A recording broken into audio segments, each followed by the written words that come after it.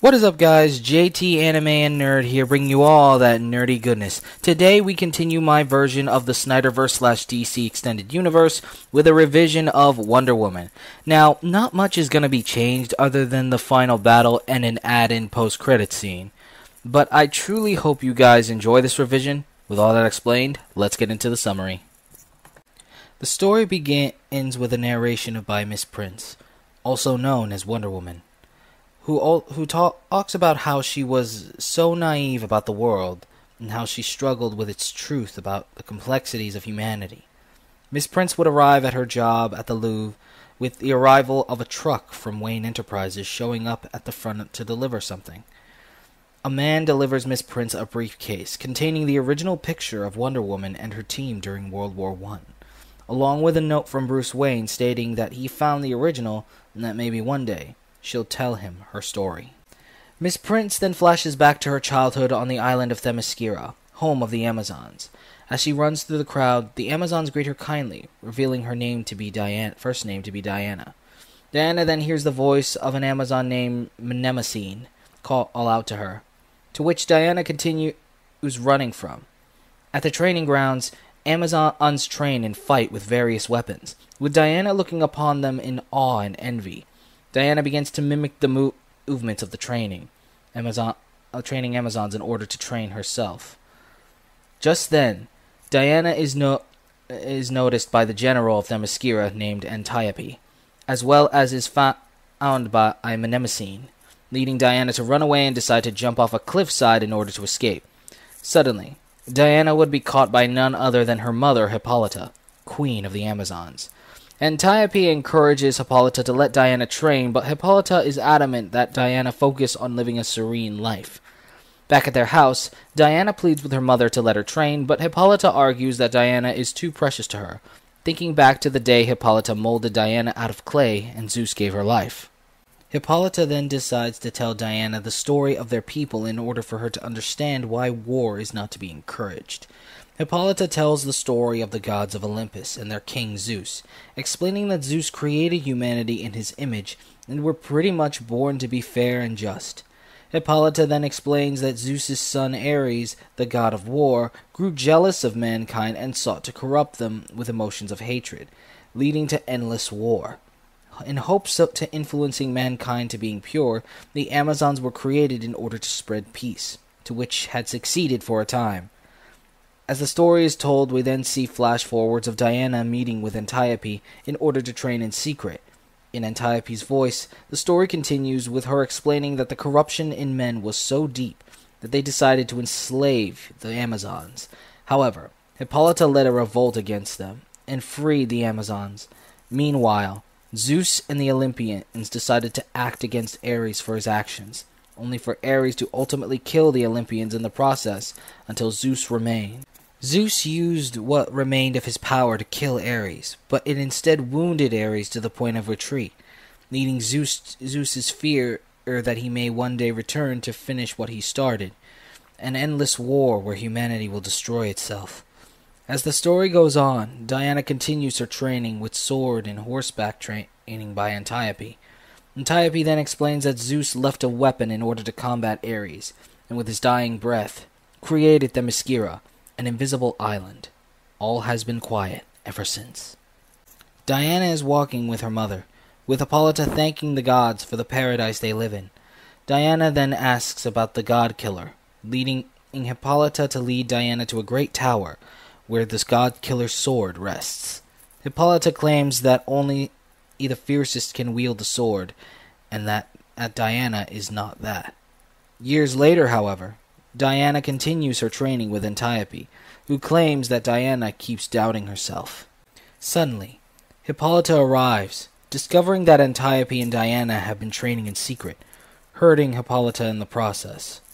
Antiope argues that Hippolyta neglects her duty as queen by not letting Diana train, to which Hippolyta tries to make the excuse that Ares may never return. Antiope reassures Hippolyta that Ares is alive and that it's only a matter of time before he returns. Hippolyta agrees to training, with Antiope stating that she'll train Diana 10 times harder until she surpasses Hippolyta, but can never know the truth about herself and her birth. Years later, Diana is fully grown and is at the final steps of her training, succeeding in defeating the best Amazon warriors there are. As Diana struggles against Antiope, she then creates a shockwave by clashing her bracers together, knocking Antiope back. Feeling guilty, Diana takes her leave, heading for the cliffs on her island in order to reflect and think on what she has just done. As Diana begins to feel a sense of calm, the sound of an airplane is heard, with one actually ending up past the invisible barrier that hides Themyscira and falling into the ocean side. Diana then dives into the water in order to investigate, with a more modern-clothed man trying to escape the plane he's in, which is falling apart and sinking fast. As the man is sinking with his plane, Diana acts quickly and brings the man to shore, saving his life. Meanwhile, a vessel belonging to the enemy enters through the barrier, discovering Themyscira. The man wakes up, being greeted by Diana, who is curious at meeting her first man. Diana asks who the man is, but then notices the men who are in pursuit of the one Diana has rescued. To make a long story short, the pilot states that those men are the bad guys and he's the good guy. Suddenly, Hippolyta and the Amazons encounter Diana with the pilot, with Hippolyta warning him to step away from her. However, the enemies who the pilot points out are the Germans begin shooting at the Amazons. As the Germans come ashore, their guns begin killing Amazons one by one. As the battle rages on, Antiope and her army attacks, seemingly defeating the German unit. Meanwhile, the pilot obtains one of the Germans' rifles, while Diana obtains a bow, joining in the fight alongside Hippolyta. As a German soldier aims his rifle at Diana, Antiope takes the bullet, mortally wounded as a result. As Antiope tries to tell Diana something, she dies in Diana's arms. Blaming the pilot, Hippolyta attempts to attack him, but Diana claims that he fought at her side. The Amazons then question the pilot on why he wears their colors, with him claiming that he cannot tell them.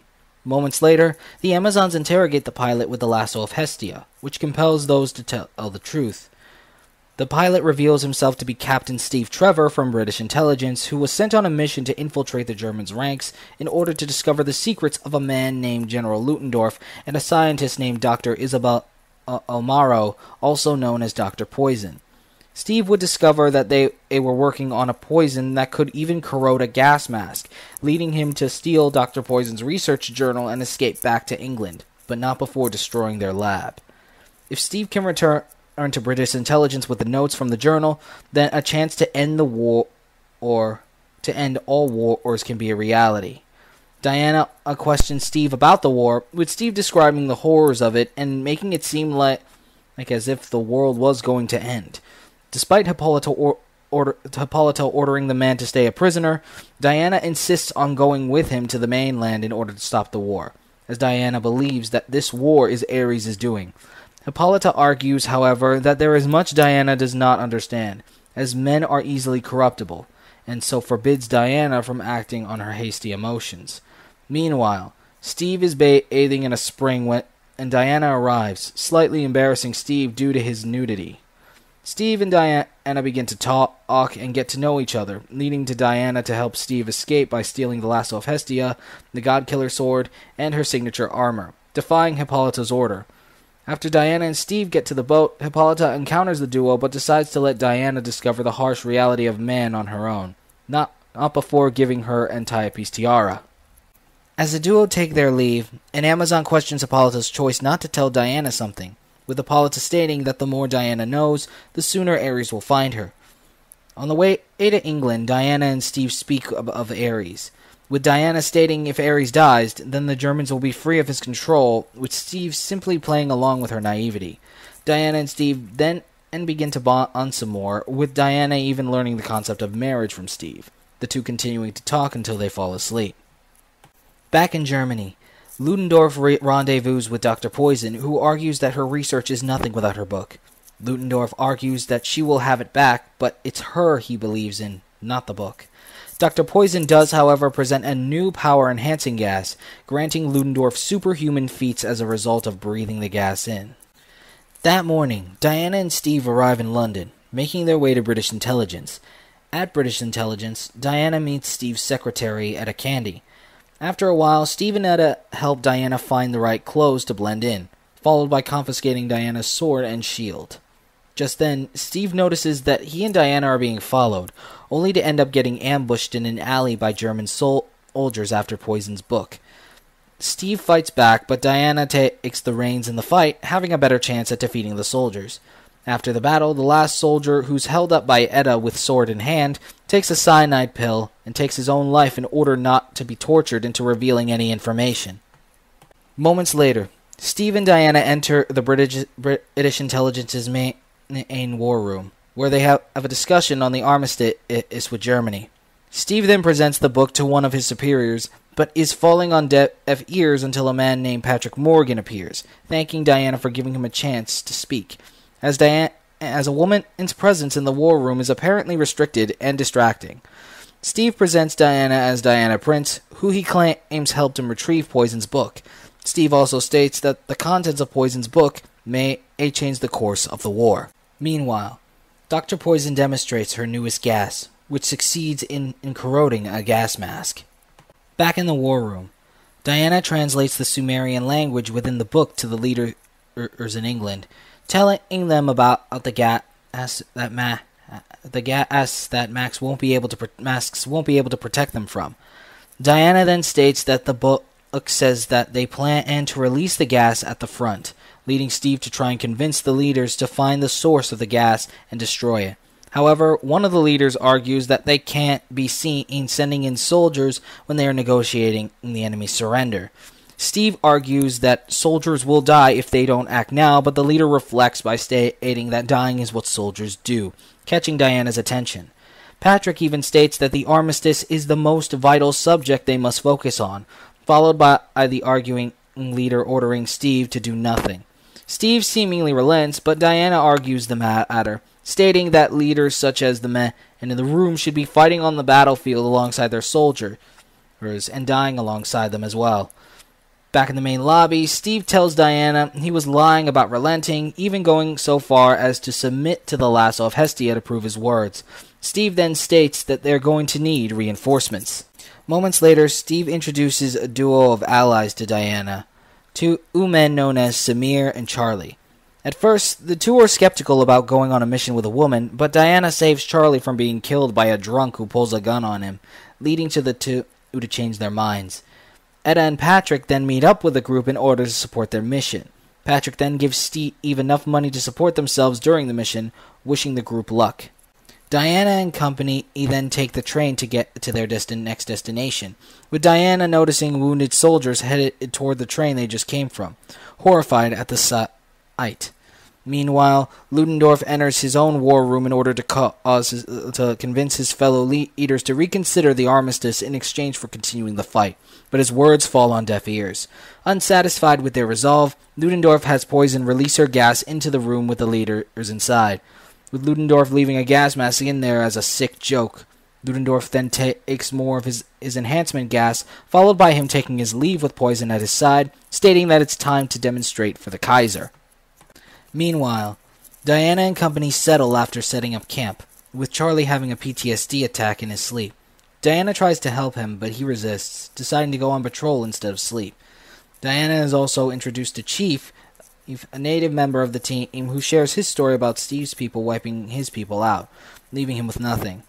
The next day, Diana and company arrive at the battlefield, witnessing the horrors of war all around them, catching Diana's attention, but can do nothing to help.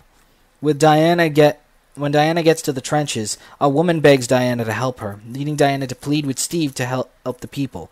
However, Steve states that the position of their battalion hasn't moved in a year due to the machine guns on the other side of no man's land, claiming that they can't save anyone.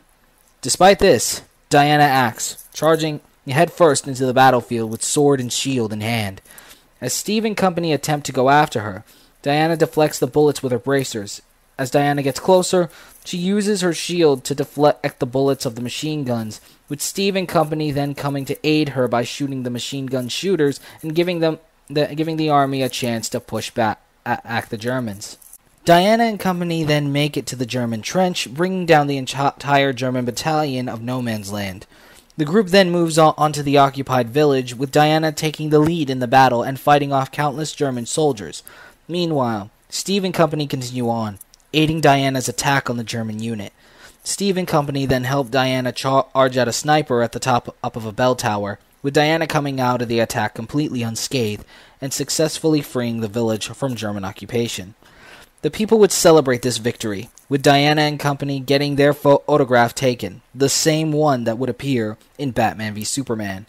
Diana then gets to know Samir's story, who reveals that he wanted to be an actor but was judged by the color of his skin, revealing more to humanity's prejudice against each other to Diana. Diana, however, is still convinced that this is the work of Ares. Steve reports back to Patrick and Etta, with Etta revealing that Ludendorff and Poison are going to be attending a gala, to which Patrick forbids them from attending due to their appearance there to be a threat to the armistice. Diana then surmises that Ludendorff is Ares since he held the biggest hand in creating the weapon of mass destruction. Moments later, Diana and company celebrate, with Steve and Diana sharing a romantic dance, leading to the two having their first romantic night together and cementing their love to each other. The next day, Diana and company venture off to the location of the gala, leading Chief to steal a car and help Steve infiltrate the gala. However, Diana decides to act on her own. Steve, disguised as a German soldier, attempts to woo Poison in exchange for information. However, Diana distracts him, leading Poison to refuse Steve's advances. Diana gets closer to Ludendorff, only to end up unexpectedly joining him in a dance, leading to a conversation about what war is.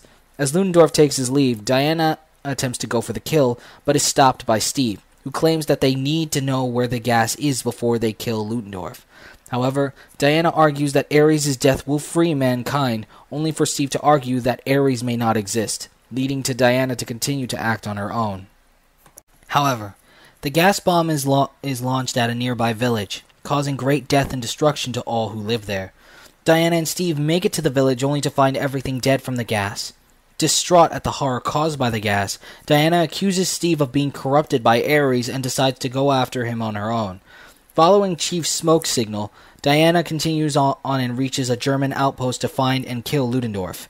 Diana then confronts and battles Ludendorff to the death, with Ludendorff enhancing himself with the empowering gas, becoming Diana's equal in a physical battle.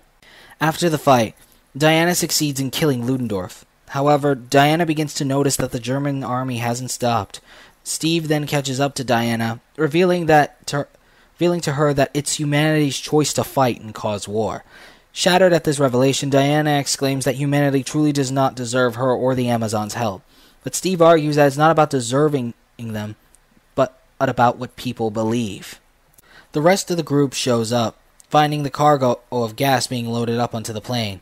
Meanwhile, Patrick appears to Diana, stating that humanity doesn't deserve their help, but deserves only destruction. This being the reveal that Patrick is truly Ares, much to Diana's surprise. As Steve and company attempt to retrieve the gas, Ares explains that all he wanted to do was prove to his father's creation was an evil one, but Zeus wouldn't listen. Diana then thrusts the god-killer sword at Ares, only for him to melt the blade at his mere touch, much to Diana's surprise. Ares would then reveal that the god-killing weapon was actually Diana, who was actually the daughter of Hippolyta and Zeus, due to only a god being able to kill another god. At first, Diana doesn't believe Ares, prompting her to use the lasso of Hestia. Ares then explains that mankind destroyed the world day by day, with Ares being the only one to see the truth, but Zeus left Ares too weak to stop humanity. However, it was Ares giving ideas to those who could influence war, leaving their decisions up to them. Ares revealing that he does not control the corruption of humanity. Ares then reveals that he wanted Diana to see the truth about humanity herself, so she would join him in wiping them out in order to return to the world to its original paradise state. Ares then causes an explosion for all to see, knocking Diana outside. Ares then uses telekinesis to damage Diana, who can't seem to even touch him with the lasso of Hestia. Despite the battle, Steve and company focus on the mission, putting their faith in Diana. As Ares is getting the upper hand, Steve makes a run for the plane carrying the gas, encountering Diana along the way. With Diana's ears ringing, we can see Steve mouth the words that he loves her, and gives his watch as a memento to her. Steve then runs to catch the plane, defeating the German soldiers inside. Meanwhile, Ares forms armor from the metal debris around him. The battle between him and Diana continues as Steve takes over as the pilot of the plane he's in. Ares tells Diana that she will join him or die while Poison escapes, the company destroying the hangar with all the weapons. As the battle between Diana and Ares rages on, she sees her team continuing to fight, even when all hope seems lost. Diana then witnesses Steve getting as high as he can until he decides to blow himself up with the gas along with him, sacrificing himself to save countless lives. Diana screams in agony in the wake of his death, unleashing her inner power and attempting to kill the remaining German soldiers. Ares encourages her rage against the soldiers, claiming that mankind ruined the world and are filled with hatred just like Steve. Diana then attacks Ares in a rage, with Ares presenting Dr. Poison to her, with her true face being revealed. As Diana is about to kill Poison with a piece of debris, Diana hears Steve's voice, remembering what he said. A flashback shows that Steve told her that he can save today, while Diana can save the world. Steve wishes that they had more time, but then states that he loves her before getting on the plane. Back in the present, Diana realizes that they were wrong about humanity, which they are much more than what Ares says they are. As Ares attacks, Diana harnesses her new divine powers to a point, seemingly getting the best of him. Ares states that humanity does not deserve her protection, but Diana argues that it's not about deserve, but it's about what you believe, and what she believes in is love. Ares then claims he will destroy Diana, followed by teleporting himself and Diana to the ruins of Olympus, using his powers. Diana looks around and questions Ares as to what had happened, as to where they are, as everything around her is destroyed and ruined, leading to Ares to reveal that they are on Olympus, and that he sought the aid of a power greater than even his father, as sometimes one must make a deal with the devil in order to return to heaven. Utilizing her powers, Diana continues her great battle with Ares, who seemingly begins to absorb what's left of the divine energy in Olympus's environment, leading him to form a more comic-accurate armor. Ares then his hands then begin to glow. Ares then uses his telekinesis to use the debris and leftover weapons of Olympus, as well as enhancing them with lightning from his hands, and hurls them at Diana.